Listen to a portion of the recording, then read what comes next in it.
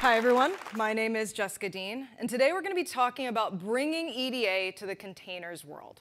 Now, I realize that this is EDA Day, but just out of curiosity, how many people in the audience already have familiarity and experience with containers in any way, shape, or form? Okay. Kubernetes, Elastic Container Service. Perfect. OK, that's more than I expected. That's good. So we're going to be talking about bringing EDA into your, specifically, Elastic Container Service world today. Just a brief agenda before we get going is we're going to walk through understanding the landscape, how the technology industry is shifting, and why we would even care to bring EDA into the world of containers. Then we're going to dive a little deeper and focus on serverless, containers, and EDA, and how serverless applies to containers as well. We'll go even further, and we'll focus on some event-driven services at AWS that can integrate with Amazon ECS and Fargate specifically. And then we'll take a look at some real-world scenarios of why you would leverage EDA in your containerized world. We'll wrap up with some best practices, conclusion, and resources for you. So diving right in, we are in a change-driven world. And this is very much a play on words, right? Because you have event-driven. But really, everything that is happening in technology is because of the fact that we are driven by the need for change. There's increasingly volatile macro conditions in the industry. As a result, organizations have to be agile, right? They have to iterate faster. There's no long gone are the days of the traditional way of checking code. I have 10 lines of code. I'm going to push that to the next sprint. OK, now I have 50 lines. I'll push it another month or two. OK, but before I know it, by the end of the year, I have thousands of lines of code, and maybe I'm only doing 1 or 2 deployments because, God forbid, I push it and everything breaks, right? We can't do that anymore. And so as a result, we have to make sure that technology can be delivered much more rapidly, can be reliable, and that we can keep up with that frequent pace that we're no longer doing, like I said, the 1 to 2 times a year. Now we're doing 10, 15 times a day. What technology can empower us to do that reliably? As it turns out, there's some success factors that customers who have already gone through this journey have embraced. The first big one is DevOps. And the interesting thing about DevOps is if you ask 5 people what DevOps is, you're likely to get 10 different answers. So before we focus on some of the other success factors, I like to level set on what exactly DevOps means, because I believe that there's a very specific definition. First off, DevOps is the union of people, process, and products to enable the continuous delivery of value to your end users. Continuous delivery of value. The most important word in that definition is value. Because if you're not delivering value, what are you doing and why are you doing it? And more importantly, how do you know if you're delivering value? That's the focus when we talk about technology and services and products. That's the focus that we're going to talk about today, is value. And you'll see how that applies to serverless, to EDA, to containers as well. The second success factor is they have small autonomous teams. We get away from silos. We get away from these big teams that are scattered and dispersed, that aren't communicating. They're throwing things over the walls. We start to decouple our people. And then we move further into adopting microservices. We get away from the monolithic application. We break everything out and abstract our APIs. And as it turns out, by going all in on microservices, we're actually able to maximize the benefit with our DevOps processes, with our CI/CD. We're also able to maximize the strength of our people. And remember, people's the #1 ingredient, the first ingredient to successful DevOps teams. We also notice that there's 2 common adoption patterns when they're in this change-driven world. The first is a serverless-first approach. This is opinionated and well-architected. This has the highest abstraction level, the lowest infrastructure management, and overall, it has the lowest total cost of ownership for new applications. Services at AWS that are serverless first is Amazon ECS, Elastic Container Service, AWS Fargate, Lambda, of course, App Runner, and application integration services. The second adoption pattern we see is on the Kubernetes side, on the open source preference. This tends to be tailored to your requirements. It has lower abstraction, but there is higher infrastructure management. There's also community support. That, as I mentioned, is Kubernetes, Amazon EKS, Amazon Rosa, and Kubernetes on EC2.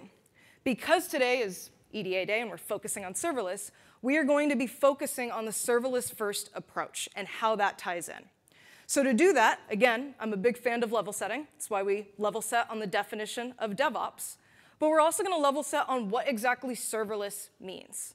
A lot of people are like, well, it's serverless. There's no computer. We don't have to worry about it. We all know that that's not exactly the case. Serverless itself, at its core, is a strategy.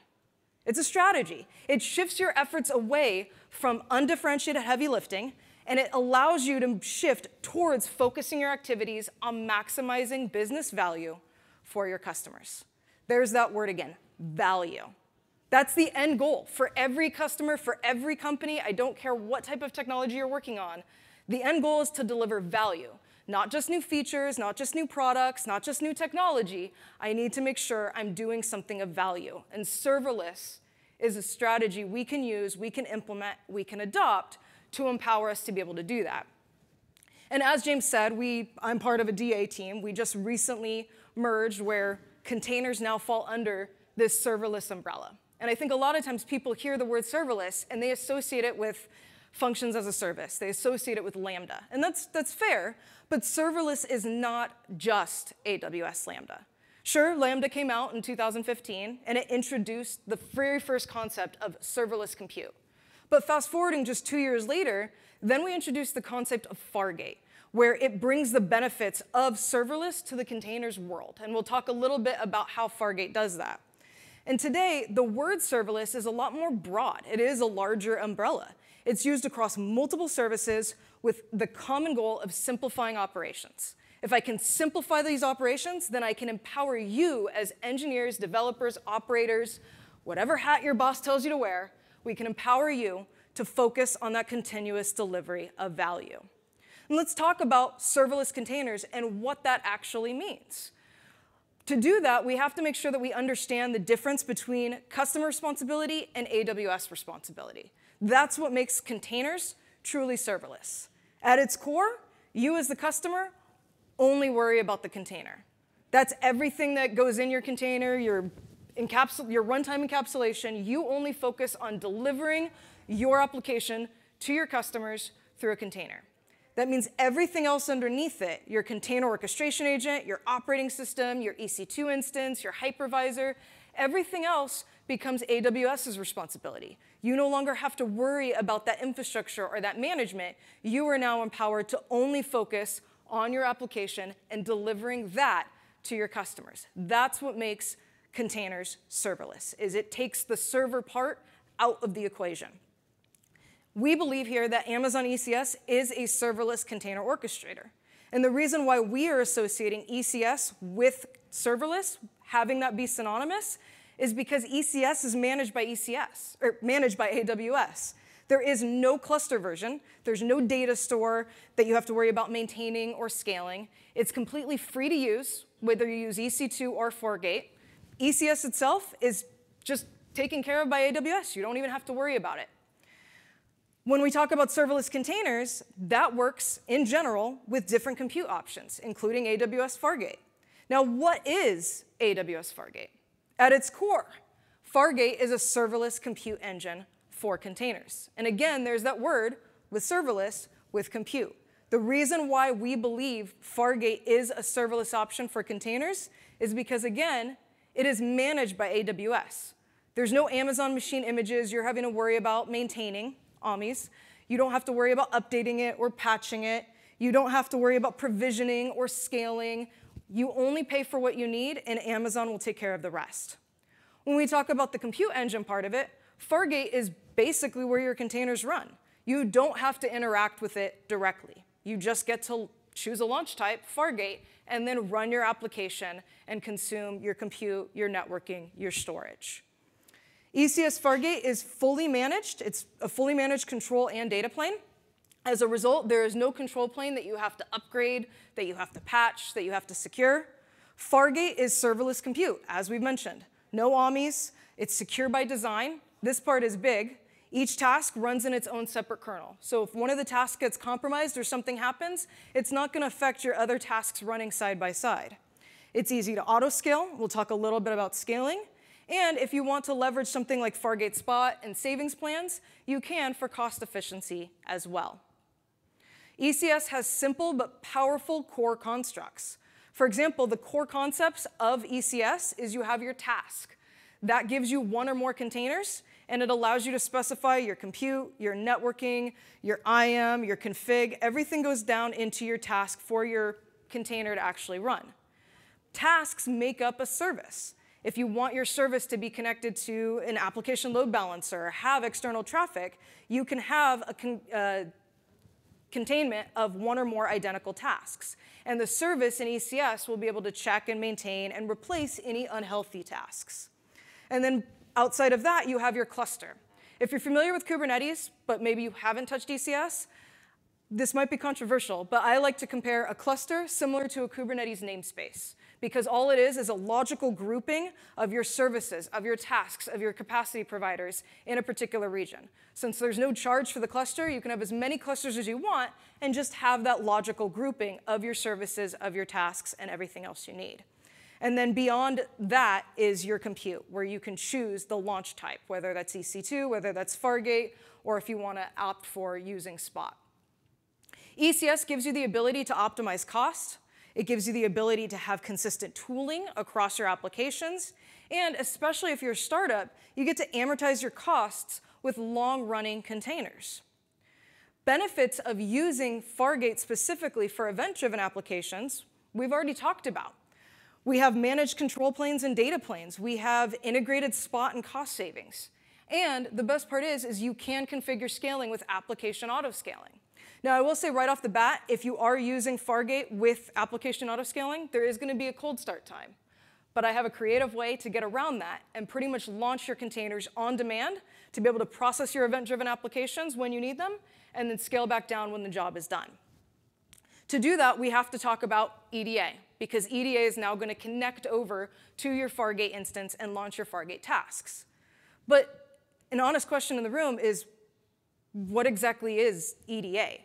We know what it stands for, but what are the components? What makes up an application or architecture that actually is event-driven? There are key concepts in event-driven architecture. At its core, systems and development teams communicate through events. That's the North Star. That's the central. You have your event broker, and your applications are just communicating through different events. And we need something that can facilitate that, a broker that can handle that communication. And an event is any change in state or update. That can be a new orders placed for retail. In media and entertainment, that can be video uploading and processing. That's a very common scenario we see. We'll also see that oftentimes in insurance companies. We'll see that with financial services, with healthcare, with medical data, publication. Every industry has some sort of data object that's going to have an event that will trigger a change in state in some way, shape, or form. And event-driven services perform work in response to those events.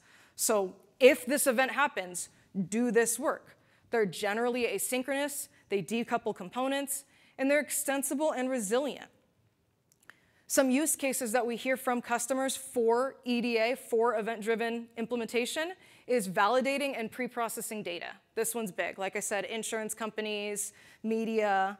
We also see it with fraud departments, is how can I monitor transactions to detect fraud? There's a new charge. I need to go ahead and scan this, and I can detect fraud and act accordingly. Or I can measure the effectiveness and performance of healthcare providers. I love this particular side, because the entire time you've been listening to me talk, you're probably thinking, this is great.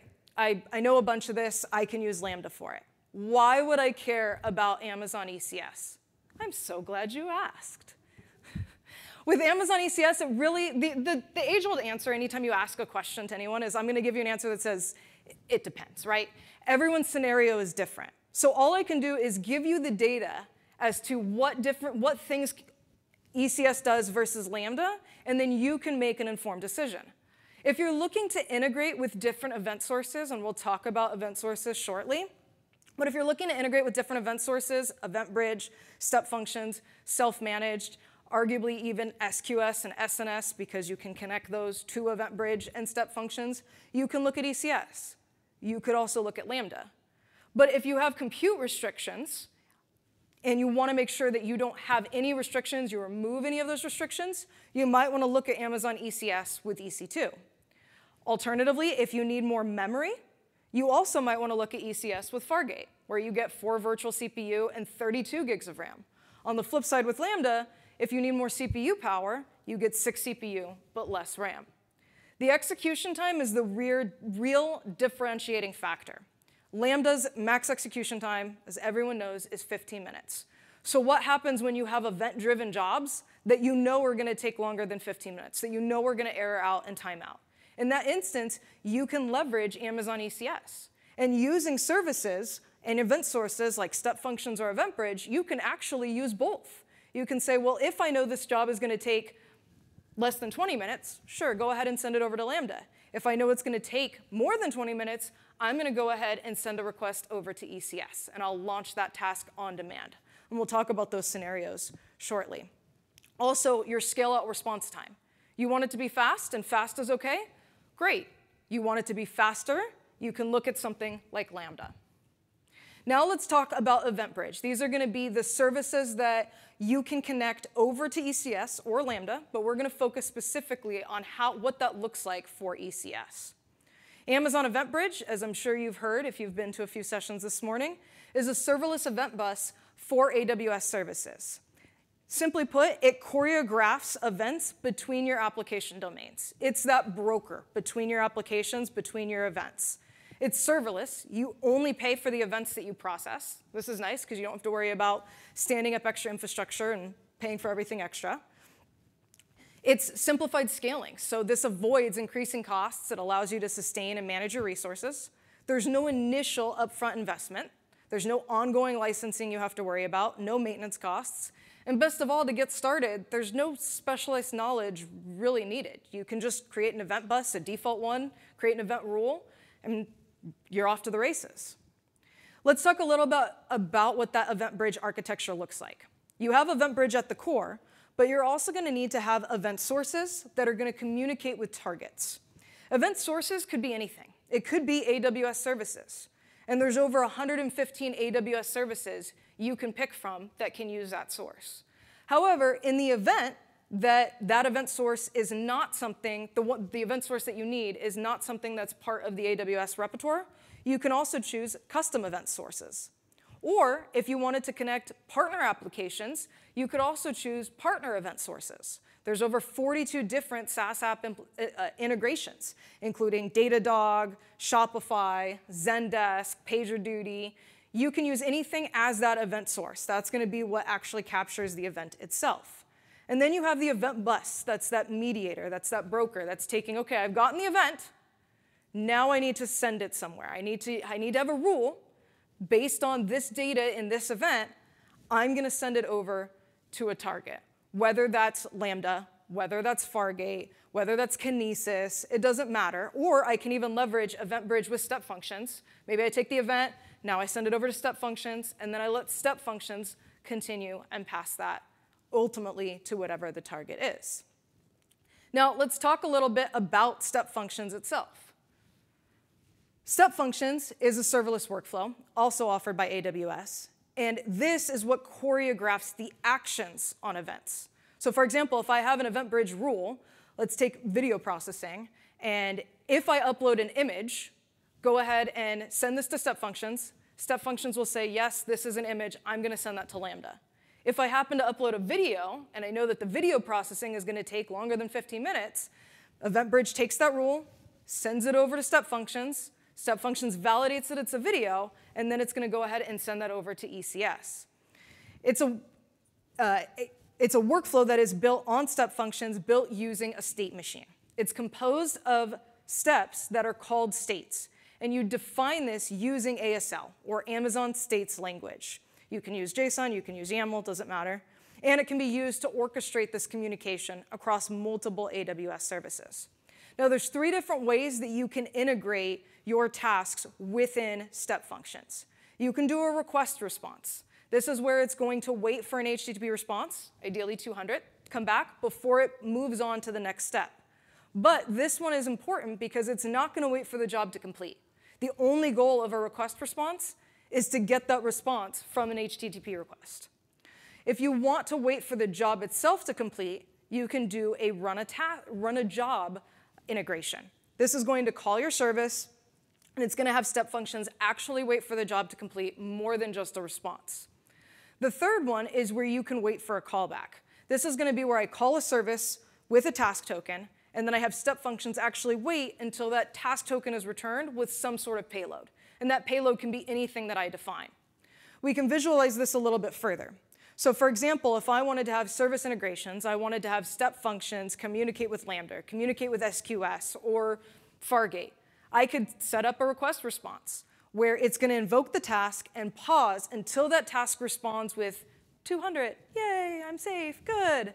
Or if I want to know that that job, if I want to turn this into a synchronous task, and I want to know that that job is actually done before I move on to the next step, I can go ahead and use run a job. That's going to invoke the task, and then it will wait until that task is complete with whatever it's doing. The third option is waiting for a callback. And this is where I'm calling some sort of external resource with that token. I pause, and I wait for that token to come back for me. This is really good when I know that I'm going to have long-running services, when I know that I'm going to have long-running events. This could be human activity, maybe third-party API that I can't control what that's going to look like, how long that's going to take, or especially if I have a legacy application. Maybe I haven't refactored, and I'm waiting for things to kind of speed up a little bit. Waiting for a callback is a really good integration. Now let's talk about building serverless event-driven services and leveraging Fargate. There's popular event-driven architecture structures when looking at ECS. The first one is task per event. This is where your event triggers an ephemeral task, just a singular task, and it's going to process a singular event. It has a singular sole purpose. In this instance, you're going to want to look at event bridge or step functions that's going to ultimately invoke the task. It takes whatever that event is. Like I said in the video processing, I upload a video or an image. That now becomes my event. I have an event bridge rule. It communicates with step functions, and then it sends it over to ECS to invoke the task, launch it, and do whatever it needs to do with the video, send that token back over to step functions, and it's complete. This is really good for situations where you have less frequent events and longer execution times. That's why the video example works so great, because sometimes video processing can take quite a while, definitely longer than 15 minutes. A second type of architecture, well, here's an example, actually, a visual of that S3 with Event Bridge, with Fargate, back over to S3. Second type of example is event processing. And this is where you have long-running, resilient services that are going to pull and process events. This is likely working in conjunction with a transaction notification. Maybe there is Lambda also scheduling some of this. But this is where you're going to have ECS managed deployments. You can set up auto-scaling based on how large that SQS queue is. And the cool thing is, we'll talk about auto-scaling, but you can set up different types of policies, different types of, if you want to do target tracking, if you want to have it set to message queue depth, if you want to connect it over to Kinesis. This type of architecture is really great for high-frequency events. And these often have short execution times. My only goal in this scenario is to quickly process the messages in that queue and be able to scale back down within my ECS cluster. Now let's talk a little bit about auto-scaling, because there are several different ways that you can auto-scale with ECS. The first is you can use the default ECS metrics. Whether that's CPU or memory, you can scale up or down on that. The deeper you get into integrating EDA into your ECS world, you're probably going to want to start looking at custom metrics and diving a little bit deeper into maybe metrics with CloudWatch. Maybe you do want to scale on that SQS queue depth, on your message rate. Maybe you're using Prometheus and you want to also look at your SQS backlogs and your tasks. Or maybe you're using Grafana and you want to define custom rules based on your CloudWatch and your, again, Prometheus integration using Grafana. You can easily configure your scaling based on any one of those metrics, and then your cluster will go ahead and respond accordingly. Now let's talk about some real-world examples. And some of these I've already touched on, but I want to take a look at what this actually would look like, again, in the real world. We've talked about how you can tie in SQS to Lambda to Fargate, but what would be a real-world example of this? Again, I'm so glad you asked. This is great. The first example is talking about DNA, matching customers' DNA in a database. And this is a real customer. Sometimes matching DNA, when I provide a sample, can take anywhere from 5 minutes to 30 minutes. So I need to be able to have these tasks that can process this quickly, but also not time out. Since we know that Lambda has a 15-minute execution time, and this could take up to 30 minutes, we're going to go ahead and use Fargate. Now, we're also using SQS, as you can see, to be able to queue the data for processing. And as this runs through, ECS is going to scale the Fargate tasks up and down based on the number of samples in the queue. It's actually doing that by the metric up at the top where it says publish backlog per task metric. That's a custom metric that we create. That is tied over to an auto-scaling policy. And then when the custom metric exceeds whatever target value I've set for the ECS cluster, ECS is going to scale the tasks up and down to be able to process the messages in the queue. In this scenario, because you don't want, as ECS is scaling those tasks up and down, you don't want ECS to accidentally kill any of the execution times because it's getting overloaded with messages. You can also enable task scale-in protection on your ECS cluster to prevent anything from being killed mid-execution. This is a great example of being able to leverage Fargate with Lambda depending on what is actually being processed at this particular time. You can leverage both the traditional EDA and traditional serverless and with Fargate to kind of launch tasks on demand. After the message queue is empty, the tasks scale back down, and you're no longer having to pay for anything running in your ECS cluster. Because remember, at the core, Fargate doesn't have any cost. You only pay for what you use. A second scenario is using Fargate, EventBridge, Lambda again, and SNS. In this particular scenario, maybe we want to scan our code that we've pushed from a pull request. We want to scan it and make sure that there isn't any AWS-sensitive information or any company privacy information that we're worried about. So on push, we have an EventBridge event that triggers. It communicates over to Lambda. Lambda begins to trigger a Fargate task that's going to ultimately scan the code. If something is found that says, hey, your account number was published, or somehow your SSH key was committed, and it happens, I'm going to go ahead and send an email notification out to this team to let them know this needs to be remedied. This is another great example where we see leveraging both Lambda and Fargate in with EDA. A third example is the one that I've kind of talked about a lot today, that's where we're leveraging S3 with EventBridge, with step functions, and then step functions is the one based on the rule to schedule or send that task over to Lambda or Fargate. And it looks like this. We have our video or our image. We upload it to S3. We have that EventBridge rule. That connects over to step functions. And from there, based on if it has an image prefix or a video prefix, it will either get scheduled or sent over to Lambda or Fargate. From there, Lambda will go ahead and process the image, re-upload it to S3, or Fargate will process the video and re-upload it to S3. The cool thing is, in all of these scenarios that I've showed you, I don't have to have ECS tasks and services sitting there waiting idly. Send me in, coach. Send me in. Let me know when I can play. In every scenario, step functions or EventBridge is the one that's actually launching the task on demand, and then when it finishes the job, it shuts that task down. Effectively, you get around the cold start issue of relying completely on auto-scaling. Now you're relying on your EDA to launch that task for you and then shut it down completely. So it's more of a on-demand, scale to zero, only scale when I need it scenario. Now, there's some considerations and takeaways that we want to talk about here. Let me just see kind of where we're at. We actually have a little bit of time. How many people would like to see a real-world example, like a demo of what this would look like in your AWS cluster? Because I've talked about it a lot. OK. So before we dive over into this, I'm going to switch to Chrome. So starting off, I have my step functions. I also have my EventBridge rules. So we're going to focus on that third example right now, the video processing example, where depending on if it's an image or video, Lambda or ECS will be able to handle it. So for example, if I scroll down to my EventBridge rules, I can see how my EventBridge pattern is defined. And it's very simple. I have right here on lines 9 and lines 10. And let's see if you can't really see very well. I'll zoom in a little bit more. This is where it gets super big for me, but perfect for you guys, hopefully.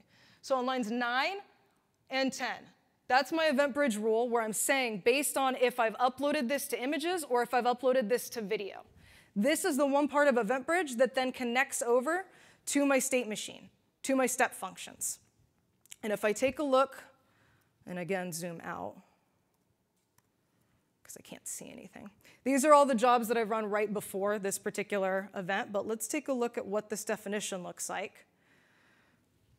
And then zooming in a little bit further. So you can see on the right, I'm going to format the input. I get the event from EventBridge. I have to check the size. How big is this event that I'm processing?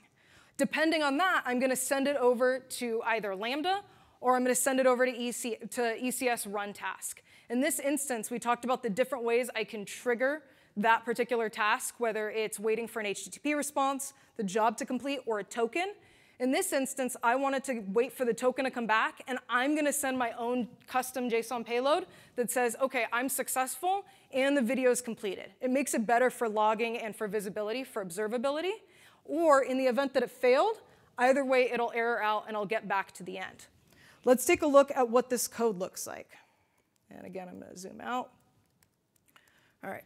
Switching over to Visual Studio Code, and zooming in here again. This is the state machine, where essentially I'm defining, I have my format input. This is where I'm checking the size. I have my bucket name. When I say that I'm checking the size, I'm checking to see if the string matches videos or matches images. And that's where I'm going to send it to the next task.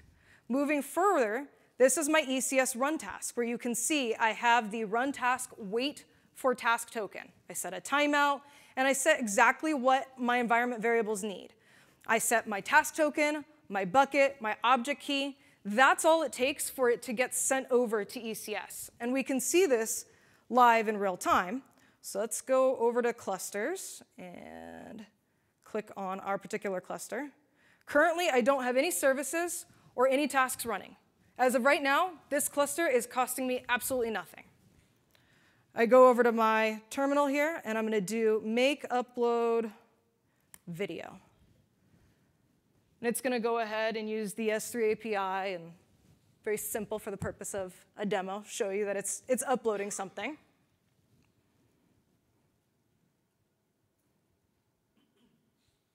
It's always fun on conference Wi-Fi where it's like, how long is that going to take? There we go. OK, cool. Luckily, I'm actually remoted into a machine outside of here. And just like that, I now see that there's a task pending. I can refresh. It's provisioning my task. And EventBridge already got the event, saw that there was something uploaded to S3, and it's already sending that request over to ECS. And if I actually do SAM logs, I can be able to tail. I'm using SAM CLI, by the way, to be able to handle this. In my opinion, I would recommend using SAM when you're leveraging EventBridge, step functions, ECS. You can be able to tie everything together very easily.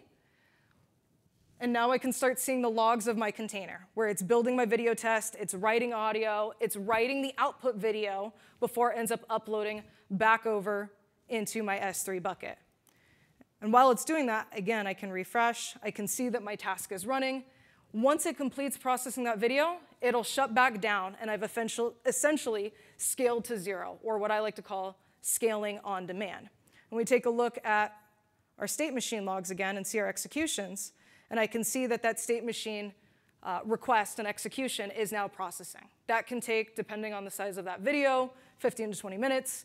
It doesn't make for a very good demo to just watch that going live, but I do want to show you a little bit more of the template here. So while that's running in the background, let's talk about the different resources that are involved to make this all work. It's surprisingly simpler than I expected it to be.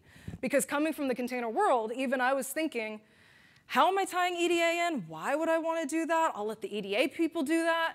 It's actually very easy. You define your S3 bucket, you set up your Lambda function, and Lambda gets access over to your S3 bucket. In this particular instance, I made sure to use x86 architecture. You can use ARM if you want to. State machine, State machine is where it gets a little specific because now I'm also connecting it over to my network, to my subnet. But you'll notice under state machine, which again is step functions, I then am defining my event bridge rule. And you can see that same rule that we saw in the console, I have my object key prefix here. Anything that is images is going to get sent over to Lambda. Anything that is video is going to get sent over to ECS and run that on demand. I can also make sure I attach any policies to that. I define my VPC, my cluster. Now my task definition, this is just a very simple node container that's, I think it's running Pillow? I can't remember. But all it is just processing the video. It's actually watermarking it. Again, maybe this is something you'd want to use in insurance or media. It's taking that, it's processing it, and then it'll re-upload it back over into S3. I make sure to attach a log group. That log group name, step task, that was what I was using SAM to connect to so I could see that it's processing and see what it's doing. I define my task execution role, and then I grab some outputs. It's less than 200 lines to tie all of these different pieces together and get them to work nicely better together, rather than having to have different deployments for Lambda, different deployments for ECS, having them in different infrastructure as code. I get to keep everything together. Now I can see that it's still writing that video. I would expect that. It'll probably run longer than this particular talk. But let's go back over to PowerPoint now and talk about some considerations after we've seen that work very easily. All I had to do was upload an image and upload a video, and everything is handled for me. Some best practices when you're using EventBridge is you want to make sure that you have a single rule per subscriber. You want to avoid, if you can, using the default event bus for custom application events. You want to create your own. If it's a custom application, create your own event bus that is specific to what you need. It goes back to that, it depends. I'm not going to trust a default rule when I have to be very definitive and explicit for what exactly my use case is and what my customers need, what's going to ultimately deliver value. I want to avoid routing at the producer. You saw in the example on how we were leveraging SAM logs. That's just connecting over to CloudWatch logs. So I want to be able to rely on CloudWatch logs for debugging. If something weren't working and if an event failed, I could be able to leverage those logs to help me understand what exactly is going on. And I want to rely on dead letter queues as well. Some use cases when you're using EventBridge and SNS. And we talked about use cases specifically with ECS, but let's just talk about generalized use cases. One, if you want to react to events from SaaS applications and AWS services, that's a great use case. If you want to create rules that are applied across the entire body to filter before pushing to your ultimate consumers that are going to handle that event. If you have a large number of target types, if it was going beyond just ECS, Fargate, and Lambda, EventBridge is great. If I want to connect also with SNS, I might want to look at high throughput and low latency. I want to have very high fan out. And maybe I also want to look at application to person for SMS, email, mobile push notifications. We saw that in the second use case if I'm doing code coverage scans and I just want to send that notification out. And in fact, a good example of SNS and email and text notifications is how many people have grabbed coffee from the serverless espresso? If you haven't, you should check out how that works, because that's also using EventBridge, Cognito, SNS, and it's sending those application to person messages, allowing you to be able to order your free coffee with your phone.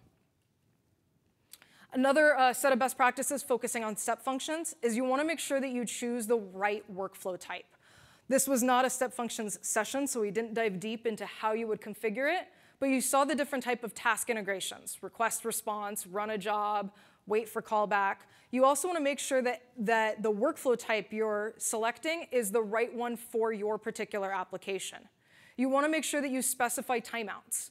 It was very brief, but when I had the code up on the screen, I had a timeout of 3,600 seconds. So if things would fail, I would be able to fail fast and be able to move on and iterate quickly to avoid getting stuck. You saw also the use of S3. You want to use S3 when you have to pass large payloads. And you want to try to avoid reaching your history quota. You don't want anything that can max you out. You want to handle your Lambda service exceptions and make sure that you're not just leaving that open to where you don't have any insight into what's going on. General considerations across the board is you want to decide whether or not you want streams or queues for your events. Streams allow for near real-time information flow, and queues allow you to be a little bit more decoupled and asynchronous. Again, as I mentioned just previously with step functions, you want to make sure that there's proper event design. And at the end of the day, remember that there's no silver bullet. There's not going to be one size fits all. It's going to be the it depends. And what works for your scenario may not work for somebody else's, but the end goal is to deliver that value to your customers. What solution or implementation is going to enable you to do that? Key takeaways here is when you're looking between ECS and Lambda, you'll want to look at ECS for stable, high-volume event sources, and Lambda for pretty much everything else. You can optimize your costs with Fargate Graviton and Spot, and you can use application autoscaling to scale based on your needs, or you can also set up, like what I leveraged with EventBridge and step functions, to be able to scale on demand. Remember that serverless is a strategy. It's not just a buzzword, it's not just Lambda, it's the strategy and how you're delivering that value to your customers. You want to make sure that you optimize for cost, for scaling, for tooling. You want to consider what kind of events are going to kick off your functions or your task. What type of event sources are you looking at? As I mentioned briefly, that your ECS tasks need to have scale and protection enabled. That makes sure that they don't die during mid-execution. And remember that at the end of the day, all of these services are better together. You can mix and match step functions with SQS, with SNS, with Lambda. And ultimately, when you start leveraging each service's benefit, that's what's going to empower you to live and thrive in this change-driven world. That's what's going to empower you to be able to deliver that value to your customers. If you want to learn more about some of the topics that we talked about today, specifically task scale in production or some rate limiting strategies for serverless, this is your slide and your cue to take a picture. I don't see anyone's phones out, so I'll move on to the next one. And then also, if you want some patterns and examples as you're integrating EDA with containers, this is our Containers on AWS community website that we just launched a few months ago. This has a collection of patterns, visuals, blog posts, focusing primarily on containers, but also how you would integrate EDA into your containers world. The last slide is if you want to learn about AWS cloud skills, you want to check out Cloud Builder to access over 500 free digital courses and learning plans. And if you're also interested in AWS certifications and accessing new exam guides, again, this is the slide you will want to take a picture of. Finally, thank you very much. Thank you for hanging out with me, especially after lunch. It's always one of those things of, oh, I'm so full, I just want to take a nap. But I appreciate your excitement and your time today.